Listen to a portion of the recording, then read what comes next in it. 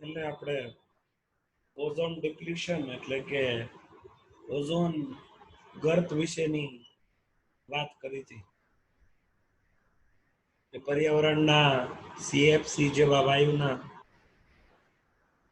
પ્રદૂષણને કારણે ઓઝોન ગર્ત જોવા મળે છે. હવેનો ટોપિક જે છે એ વાત છે કે આપણે જે કંઈ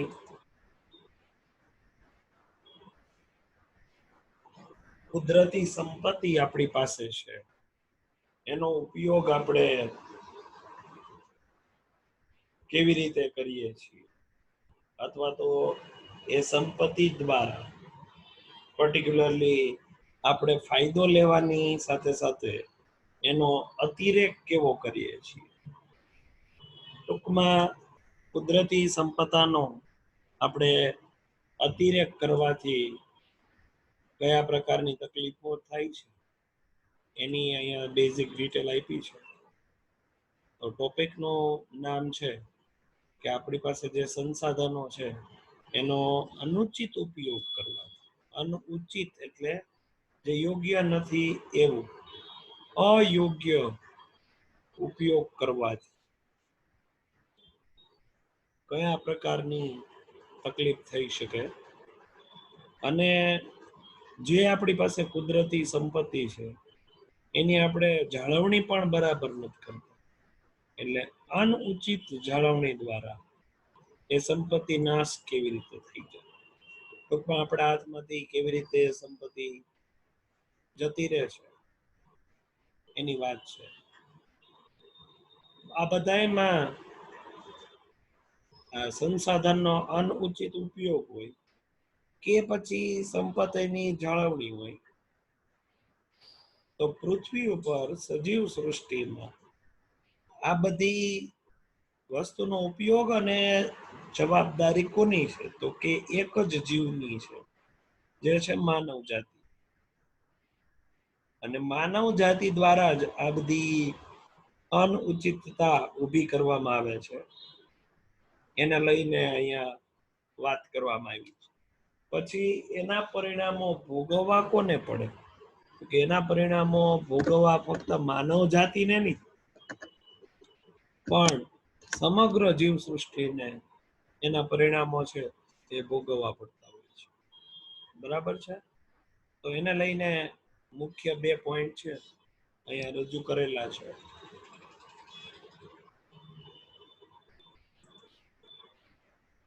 પહેલો પોઈન્ટ કે આપણે જે રીતનો આ બધી વસ્તુનો ઉપયોગ કરીએ છીએ એનાથી જમીનનું ધોવાણ છે એ અનેક ગણું વધી ગયું છે. અને રણ વિસ્તાર છે એ પૃથ્વી ઉપર વધતો જાય છે. ટૂંકમાં રણ આગળ વધે છે એવી એક સમસ્યા બની ગઈ છે. એટલે પેલો મુદ્દો કે આપણે જમીનનું ધોવાણ અને રણનું સ્થળીકરણ એ સૌથી મહત્વની બાબત છે. એને લઈને જોઈએ તો સૌથી પહેલા કોઈ પણ જમીન ફળદ્રુપ બને ને એના માટે મિનિમમ 100 વર્ષ 100 યરનો સમય લાગે છે. જમીન ફળદ્રુપ બને ને એના માટે. પણ આપણે જે રીતનો વધારે પડતી એમાં ખેતી કરવી, એટલે તો કે એક સિઝન પૂરી થઈ નથી બીજી વસ્તુ વાવી, બીજું પૂરું નથી ત્રીજું વાવ્યું, ચાલુ જમીનમાંથી પોષક તત્વ ખેંચવાનું ચાલુ રાખીએ. વધારે પડતી ખેતી, ચરાણ પદ્ધતિ એટલે કે અબાધિત ચરાણ એટલે અનિયંત્રિત ચરાણ, એટલે પશુઓને ચારવા માટે એ આ બધે જમીન ઉપર ઉગેલા ઘાસ ને એવું ખાય ચરે, તો એના ઉપર કોઈ પણ પ્રકારનું નિયંત્રણ વગરનું ચરાણ પ્રક્રિયા, પશુઓને ચરવાની પ્રક્રિયા આપણી દ્વારા સતત પણે વન કટાય અથવા આપણે વન નાબૂદી પણ કહી શકીએ. વન વિસ્તારને આપણે દિવસે ને દિવસે ઘટાડતા જાય. આપણા દ્વારા ઉપયોગમાં લેવામાં આવતી સિંચાઈ પદ્ધતિ એકદમ નબળા પ્રકારની, એટલે પાણીને લઈને, અને માણસની બધી એક્ટિવિટી તો એમાં છે. આ બધાય કારણો હકીકતે જે જમીનનું ફળદ્રુપ સ્તર જે બનતા સદીઓ લાગે એવું કીધું, એ જમીન ઉપર આવા બધાય કારણોથી એ જમીન ઉપરનું ફળદ્રુપ સ્તર છે એ સરળતાથી દૂર થઈ જાય છે. એટલે જમીન એટલી કેવી બની ગઈ તો કે બંજર, જેના પરિણામે જમીનનો ટુકડો છે એ બંજર બની જાય છે.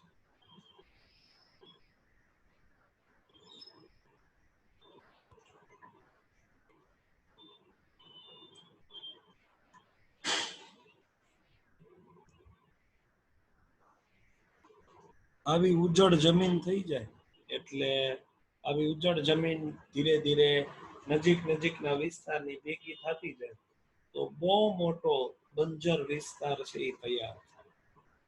અને આવો જે જમીનનો બંજર વિસ્તાર હોય એમાં કોઈ વનસ્પતિ ન હોય, કોઈ પ્રાણીઓ ન હોય, એકદમ ઉજ્જડ હોય, આવી જગ્યા ઉપર રણનું નિર્માણ બહુ ઝડપથી થઈ જાય.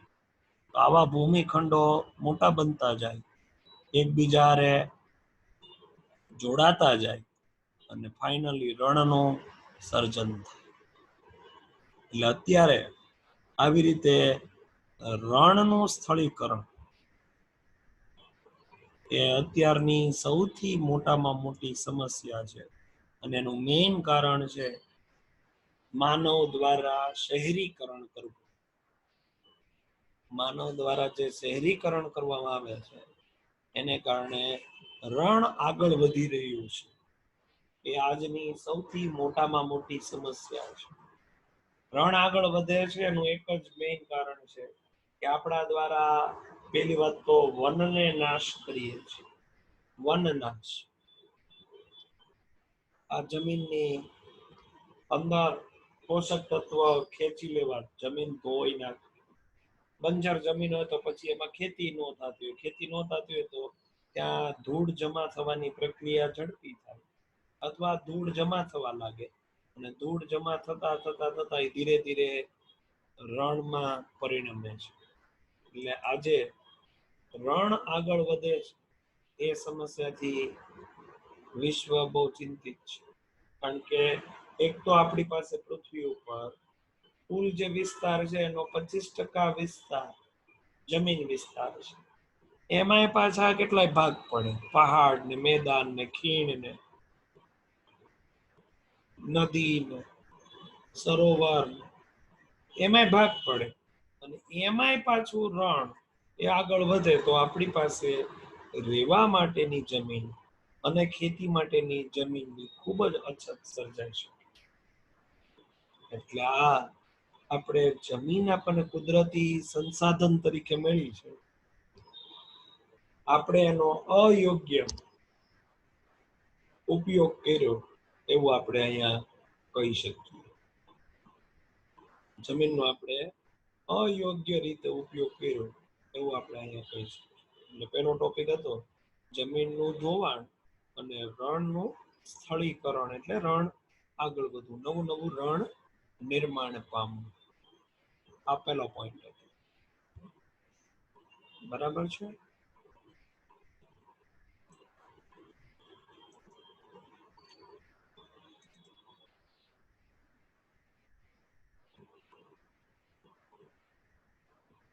બીજો પોઈન્ટ,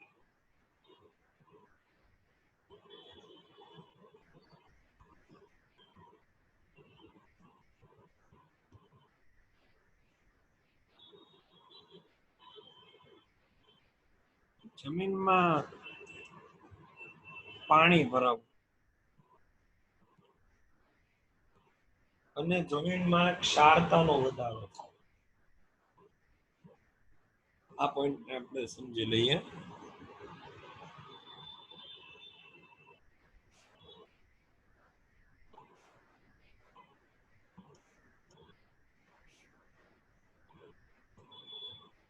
જમીનમાં પાણીનો ભરાવો અને જમીનમાં ક્ષારતાને લઈને વાત છે.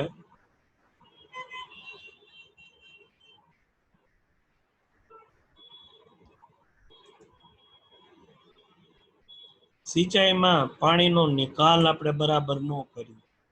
સિંચાઈ પદ્ધતિ એટલે ખેતરમાં પાણી પીવડાવવા માટેની વાત, દાખલા તરીકે.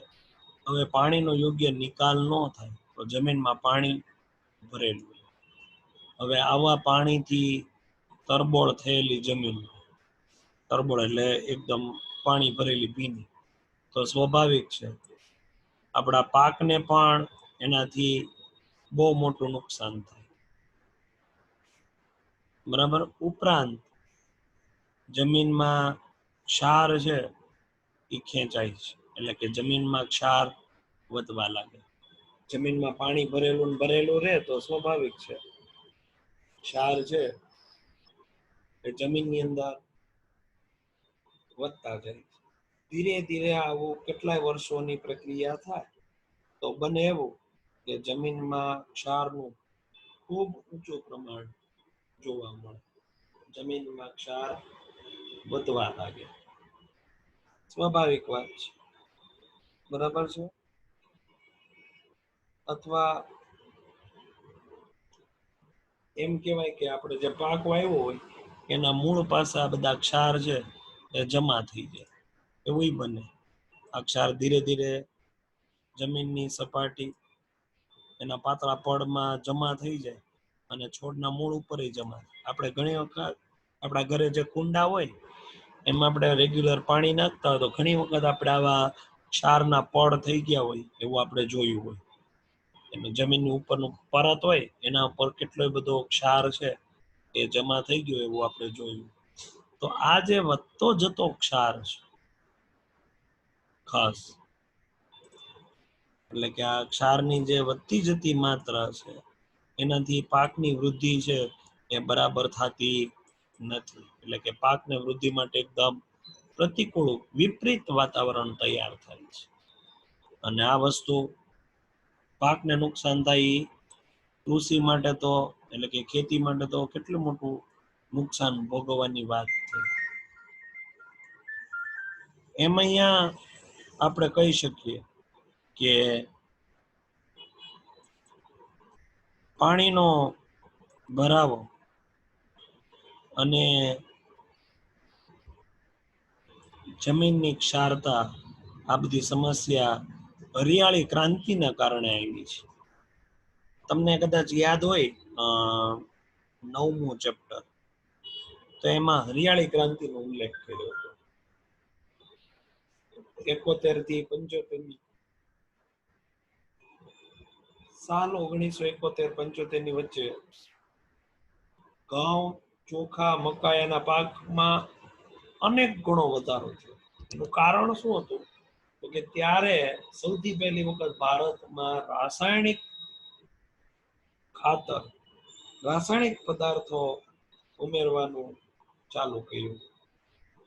અને આ બધા રાસાયણિક ખાતરો બધેથી જમીનમાંથી, પેલા તો નદી સરોવરનો જ પાણી ઉપયોગ કરતા હતા, પછી તો આ જમીનમાંથી ડ્રિલિંગ કરીને, એટલે કે દાર, આપણે જેને બોર કહીએ, એમાંથી પાણી ખેંચી ખેંચીને સિંચાઈ કરવા લાગ્યા, તો ક્ષારતાનું પ્રમાણ વધવા લાગ્યું.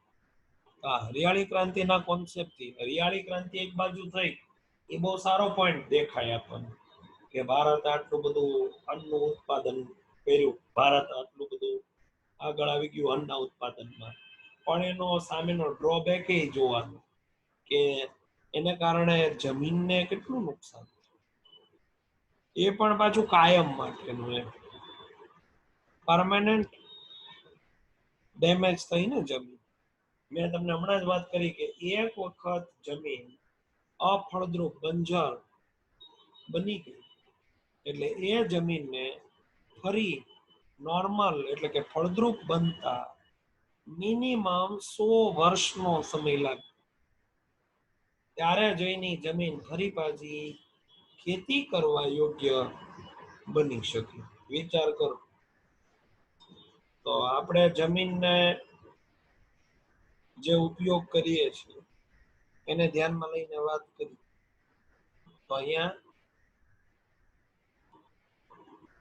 જમીનની ખાસ બાબતને લઈને અહીંયા વાત કરી છે કે આપણે કુદરતી જે આ સંપત્તિ મળી છે એનો આપણે યોગ્ય ઉપયોગ કરતા નથી, એનો અયોગ્ય ઉપયોગ થઈ રહ્યો છે અને જેને કારણે આપણે આ વસ્તુ ભોગવી રહ્યા છે. બરાબર છે.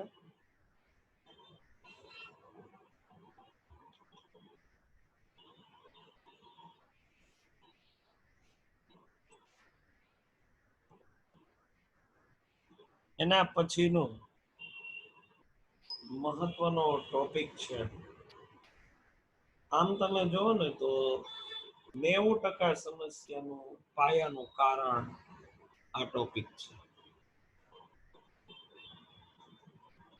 આપણી અત્યાર સુધીની જે કાંઈ બધી પ્રદૂષણની નાન તેન બધી સમસ્યાઓની વાત કરી આપણે, એમાં 90% સમસ્યાનું મેઇન કારણ નિર્વનીકરણ અથવા જેને આપણે વન વિનાશ કહીએ, ડિફોરેસ્ટેશન એ છે. સતતપણે જ્યારથી માણસને આધુનિકરણ આવ્યું છે, અથવા આપણે એમ કહી શકીએ કે જ્યારથી ઔદ્યોગિકરણની શરૂઆત થઈ છે ત્યારથી સતતપણે એમ કહી શકાય 20મી સદીની શરૂઆત જંગલો મોટા પાયે કાપવામાં આવે છે. એવું નહોતું કે 500 વર્ષ પહેલા કપાતા જ નહીં. ત્યારે લોકો ઓછા હતા, લોકોની જરૂરિયાત ઓછી હતી અને લોકો એનો યોગ્ય ઉપયોગ કરતા, જરૂરી જ ઉપયોગ કરતા. જ્યારે આ ઔદ્યોગિક ક્રાંતિના પરિણામ જે બેફામ જંગલ કપાઈ રહ્યા છે એની વાત આપણે કરી તો એમ કહી શકીએ કે નિર્વનીકરણ મોટા ભાગના સમસ્યાનું કારણ છે. આપણા જે ઉષ્ણકટિબંધ કહેવાય, સમશીતોષ્ણ કટિબંધ છે એની કુદરતી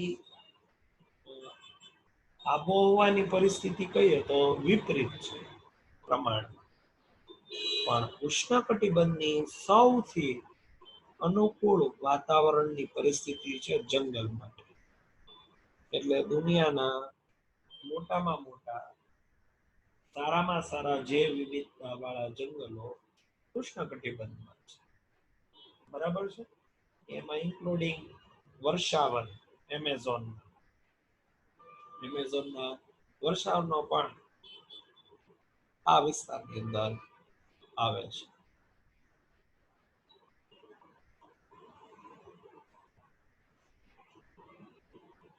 એક અંદાજ પ્રમાણે, પર્ટિક્યુલરલી સર્વે પ્રમાણે,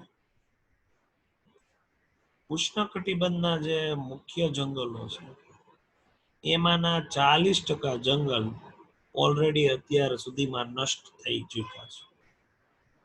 આ 2002 સુધીનો જ મારા ખ્યાલથી ડેટા છે, આમાં 2001 કે 2 સુધીનો છે.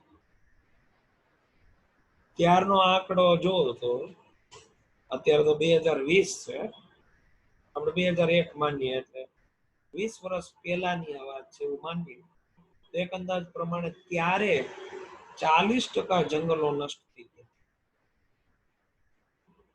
એની સામે સમશીતોષ્ણ કટિબંધની વાત કરીએ તો 1% જંગલો નષ્ટ થયા, પણ એની સામે એની જંગલની વિવિધતા એવી બધી ખાસ નથી જેટલી ક્યાં છે, ઉષ્ણકટિબંધમાં છે. એ હિસાબથી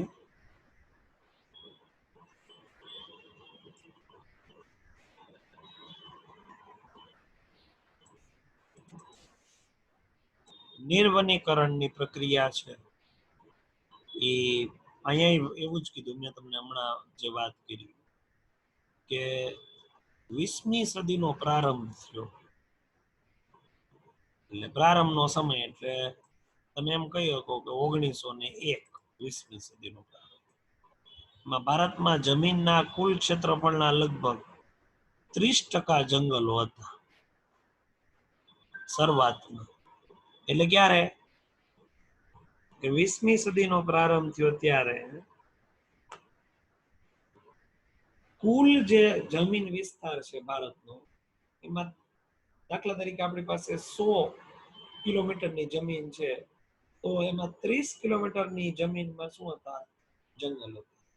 પણ 20મી સદી પૂરી થઈ, 20મી સદીના અંત સુધીમાં એ કેટલા રહ્યા? 21.54. તો 100 વર્ષના સમયગાળામાં 20મી સદીની પ્રારંભ થી અંત કીધો એટલે 100 વર્ષનો સમય લ્યો. 100 વર્ષમાં એવરેજ આપણે લોકોએ 8.46% જંગલ છે એ કાપી નાખ્યું. પૃથ્વી ઉપર વનસ્પતિ નિર્માણ થઈને જંગલો બન્યા ત્યારથી 30% હતા, એને 100 જ વર્ષમાં 8.46% આપણે કાપી નાખ્યું. આપણી સ્પીડ જોવો જંગલ કાપવાની.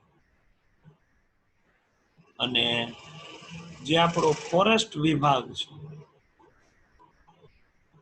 ભારતનો, રાષ્ટ્રીય વન નીતિ વિભાગ 1988 એના દ્વારા એક રિક્વેસ્ટ કરવામાં આવી, કાયદો નહીં, ભલામણ કરવામાં આવી, રિક્વેસ્ટ કરવામાં આવી કે તમારે જંગલો કેટલા હોવા જોઈએ? તો કે જો તમારી પાસે જે કઈ મેદાન વિસ્તાર વાળી જમીન છે એમાં 33% જંગલ હોવા જોઈએ. એટલે તમારી પાસે 100 ફૂટનું મેદાન છે, તેમાં 33 ફૂટમાં શું હોવું જોઈએ? જંગલ હોવું જોઈએ, દાખલા તરીકે. અને તમારી પાસે જે ટોટલ પર્વતીય વિસ્તાર છે એના કેટલા? 67% જંગલ હોવા જોઈએ.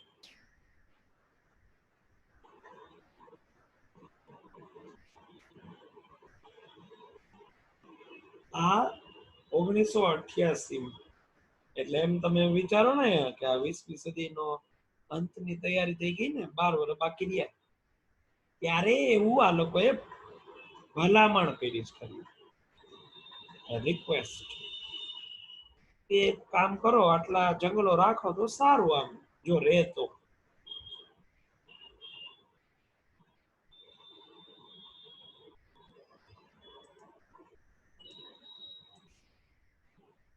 આ ચેપ્ટર ની અંદર જે બધા વાતો છે એ એક રીતના આપણને કટાક્ષ કરવામાં આવ્યા છે. આપણે આ બધી વસ્તુ પાછી ભણીએ છીએ, સમજીએ છીએ, યાદ રાખીએ છીએ, પરીક્ષામાં લખીએ, પણ જ્યારે પ્રેક્ટિકલી આ વાત આવે ત્યારે વૃક્ષ ન કાપવા એને લઈને આપણા મનમાં કોઈ એવો વિચાર હોતો નથી. એ વાત પણ એટલી જ સાચી છે. સવાલ કર્યો છે કે ભાઈ શા માટે નિર્વનીકરણ થાય છે? શું કામ? જંગલો છે કપાઈ જાય છે, તો કે એનો બધાને કારણ ખબર. આમાં માણસ જ સવાલ કર્યો છે. કોને લઈને? તો કે બીજા માણસની પ્રવૃત્તિઓને લઈને. તો આનું કોઈ એક કારણ નથી, પણ સંખ્યા બંધ માનવ પ્રવૃત્તિ. કોઈ પ્રાણીએ જંગલ કાપ્યું એવું તમે સાંભળ્યું? સિંહને બંગલો બનાવવો હોય, ફર્નિચર કરવું હોય ને એને લાકડાની જરૂર પડી, અને એને લાકડા હાટું ઝાડ કાપ્યા, જરૂર પડી એને, રીંછ ને જરૂર પડી હોય, હરણ ને જરૂર પડી હોય, શિયાળ ને જરૂર પડી હોય, જંગલનો નાશ કરવાની, ખેતી કરવાની.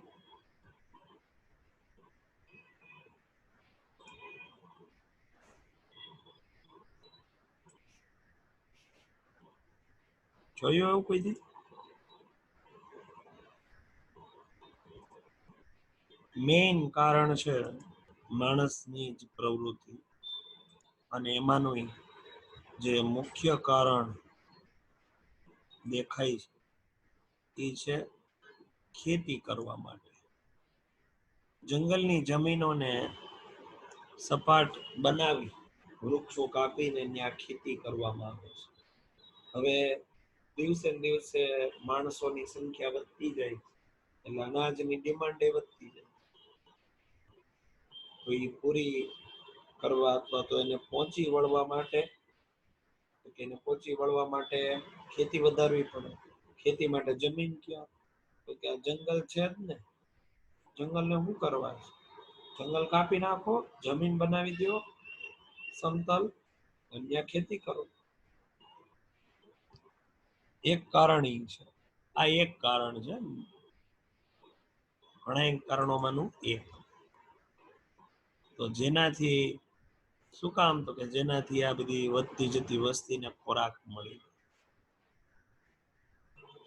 બીજું કારણ તો કે આપણે એમાંથી લાકડું જોઈએ છે ફર્નિચર બનાવવા માટે. હવે એવું નથી કે હવે લાકડાને ઘર નથી બનતા તો નો જોતું, ઉલટાનું વધારે જોઈ. શું કામ? તો કે ઘર ભલે આપણે સિમેન્ટ કોન્ક્રીટ ના બને, અંદરનું ફર્નિચરમાં જે પ્લાયવુડ વાપરીએ છીએ એ તો લાકડું જ છે ને, બળતણ માટે. એ હવે આ ઓછું કહીએ કે બળતણ. પછી આ જે પશુઓ છે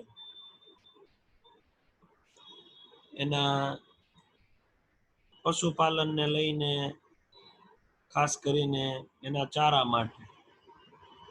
તો આવો એક કોન્સેપ્ટ અત્યારે બહુ ફેમસ થયો છે કે જંગલ કાપો અને સળગાવો, એવી ખેતી ચાલુ થઈ છે. Slash and burn agriculture. જંગલ કાપો અને સળગાવો અને એમાં ખેતી કરો. ભારતમાં તે આવી પ્રવૃત્તિ ચાલી રહી છે. ભારતના ઉત્તર પૂર્વીય રાજ્યોમાં, જેને ઝૂમ ઉછેર કહેવામાં આવે છે. તમે નામ સાંભળ્યું હશે કદાચ, ઝૂમ ઉછેર. જંગલને કાપી નાખે, ત્યાં જમીન બનાવી દે, કા સળગાવી નાખે. એટલે જંગલમાં આગ લાગી એવું ઘણા લોકો એવું બતાવીએ કે એ તો કુદરતી રીતે લાગી.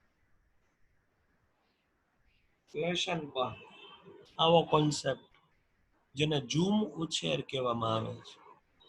અને એમેઝોનના જંગલમાં તો ખાસ સોયાબીનની ખેતી માટે આવું સ્લેશ એન્ડ બર્ન નો કોન્સેપ્ટ છે એ બહુ વધારે પડતો જોવા મળે છે. આ એમેઝોનના જંગલનો એક ફોટોગ્રાફ છે. જંગલની વચ્ચેથી જો આટલા વિસ્તારમાં જો વૃક્ષો કાપીને બાળી નાખ.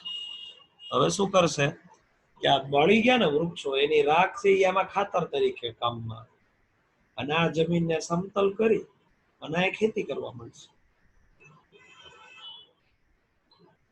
આ ઝૂમ ઉછેરનો કોન્સેપ્ટ છે, slash and burn. Negative point છે, પણ લોકો એને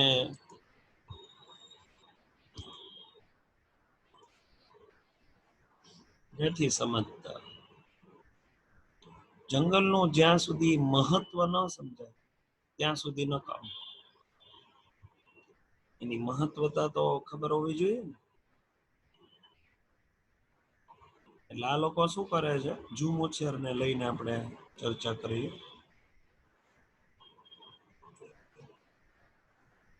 તો કે ઝૂમ ઉછેરની અંદર મેઇન તો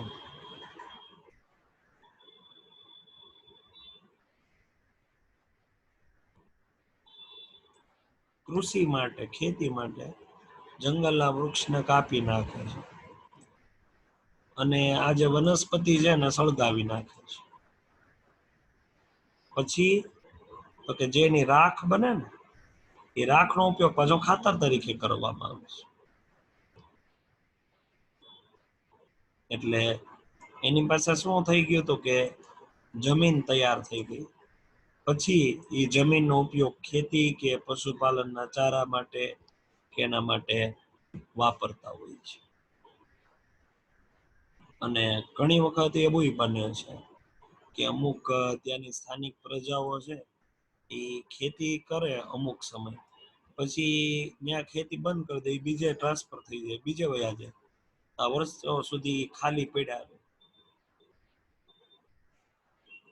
તો જેથી એની પુનઃ પ્રાપ્તિ કરી શકાય અને કિસાનો ફરી અન્ય વિસ્તારમાં આગળ વધે છે અને આ વસ્તુનું પુનરાવર્તન કર્યા કરે છે. એટલે એ જમીનમાંથી તો વૃક્ષ કાપી નાખ્યા, હવે ત્યાં એ વૃક્ષ એવા વટ વૃક્ષ બનતા 50-60 વર્ષ લાગે જો ત્યાં બનવા દે તો. આ ઝૂમ ઉછેર છે એ બહુ વધારે પડતું નુકસાન કરતી પ્રક્રિયા છે એવું આપણે કહી શકીએ.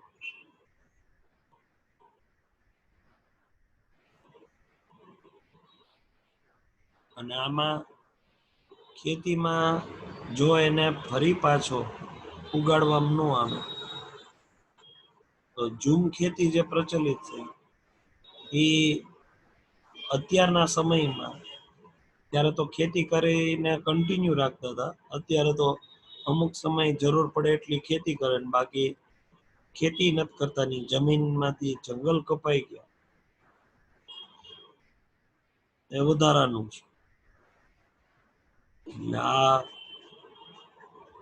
પુનઃ વનીકરણની પ્રક્રિયા છે અહીંયા દૂર થઈ ગઈ. પુનઃ વનીકરણ કરતા જ નથી, એને કારણે પરમેનન્ટ જંગલ છે એ નાબૂદ થઈ જાય. શા માટે લોકો જંગલ કાપે છે એના બધા કારણો.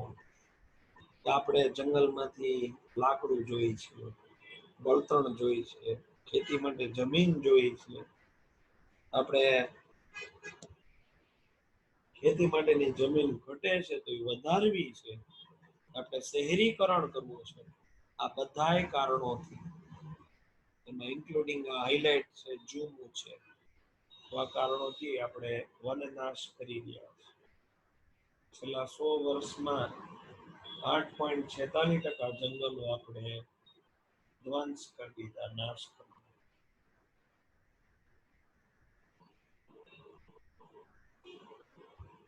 આજે આપણે 2 પોઈન્ટ ઉપર ચર્ચા કરી. એક તો જમીનનો અનુચિત ઉપયોગ અને બીજું જંગલો કપાય છે તો શા માટે કપાય છે, વન કટાય.